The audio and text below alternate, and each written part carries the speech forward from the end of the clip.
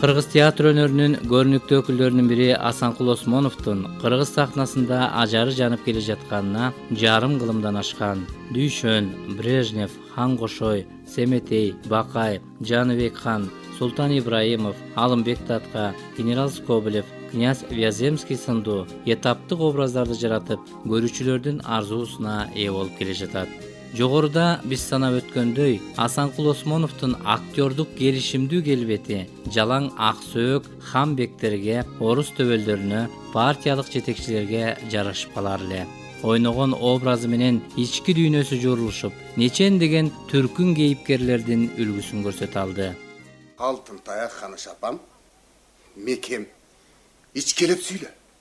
Акыл айтасыңбы, тилдейсиңби, анан тилде. Же каргайсыңбы? Же үйлөп жибересиңби? Андан эл жоктоп үйлө. Ак Ордонун сыймыгын кетирип, азыт кыларга кирбе. Бала күнүнөн театрга эрте аралашкан Асанкул Осмонов кыргыз театр өнөрүнүн бардык залкарлары менен бирге жүрдү. Алар менен бир сахнада бирге роль ойноп, актердук өнөрдүн шеберлеринин бири болуп чыга келген. Согушка кеткен жекеле мен белем. Мага окшогон далай жандар кетпеди беле. Кана, ошолордун канчоосу кайрылып келди. Көпчүлүгү эн атасынын жүзүн көрбөй калбадыбы ата? Бирок, ичим ачып жатпайбы? Театрдагы биринчи ролум Жакиевдин атанын тагдырында Болот Бекнуралы. Ал көчөмөдөн сырткары болчу, бирок элеси көрүнчү. Андан кийин эле ошондон кийин эле Жалил Абдыкадыров өзү сценарийсин жазып, Чыңгыз Айтматовдун биринчи мугалимин койду. Ошо биринчи мугалимде Дүйшөндүн ролун аткардым. Эң биринчи чоң ролум ошол болду. Театр күзгү ролду кандай аткарсаң да эл күзгүсүндө көрүнүп калат. Адам өмүрүндө бир жолу жаралса, актер сахнада 1000 жолу 1000 башка адам болуп жаралат. Асанкул Осмонов дагы өз чыгармачылык жолунда жүздөгөн ар түркүн кейипкерлердин галереясын жаратты. 1958-жылы Кыргыз маданият кызматкерлеринин декадасы болуп калды Москвада.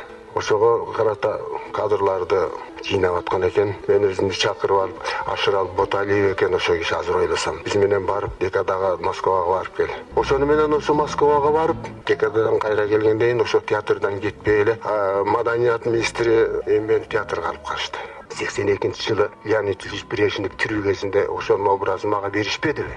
Сизге ушу чыгармачылык аброй алып келген театрдагы чоң образдардын бири ошо сиз айткан Брежневдин образы болду да. Театр сынчылары да абдан жогору баа берип жүрүшөт. Бул ошол учурдагы саясий ишмердин образын сахнага алып чыгыш бул эң чоң чеберчиликти алып келген да. Анын сиздин фактураңыз да окшошуп калган деп айтышат. Бул чыгарма кандайча сахнага чыгып калды эле? Бул ошо Леонид Ильич Брежневдин туулган күнүнө карата болуп калды. Башаян деген Алматыдан чакырып келди, Эринс Турсунов которуптур. Котормосу абдан жакшы болчу, бирок Эринс Турсунов айтты, бул Брежневдин сөзүнүн 40%-ын Осмонов өзү которуп алды деп. Анткени сахнага жалпак тилге салыш керек да. Эми кыскасы муну чыгарганда ар кимдер айтат да, Леонид Ильич Брежневдин кашын жабыштырып, ордендерин тагынып эле чыкчумун, анан тапшырабыз да чоңдорго, жетекчилерге. Анан ошондо Кулматов келип кабыл алып 40 жашкын чыкканда кыргыз элиңди бир намысын алып бердиң айланайын деп ошентти.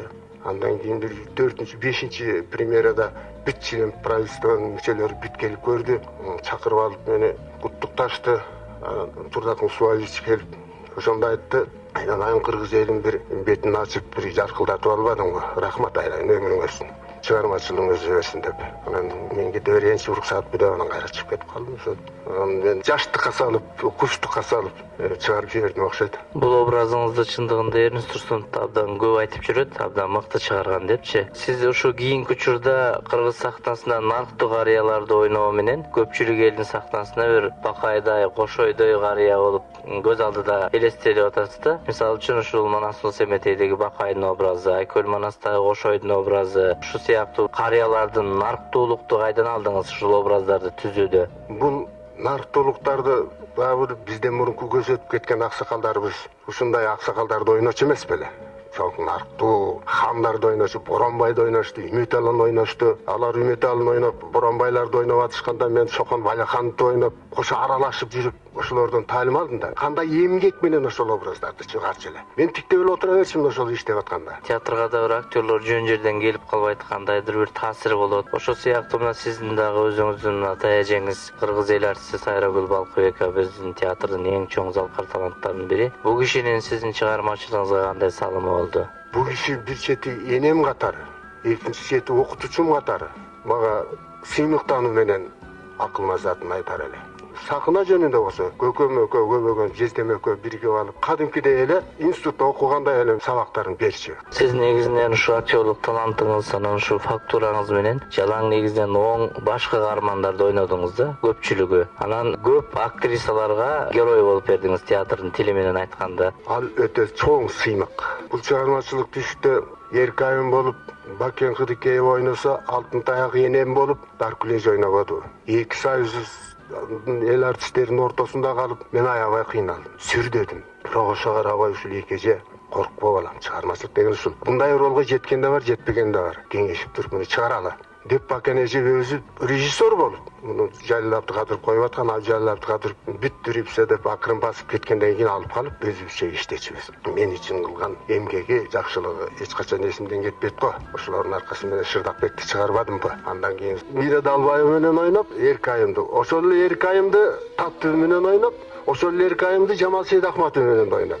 Бакен эже өзү эстүү киши эмес беле. Эми мен Эркайымга болбаган менен кыздар деп ошо өз өткөрүп берген ошолорго. Анан ушулар менен, ушундай жылдыздар менен, театрдын жылдызы менен, кыргыздын жылдыздары менен, ушул Эжем менен, ушул Мира менен, ушул Жамал менен, ушул Таттуу менен партнер болуп ойнош бул бакыт да.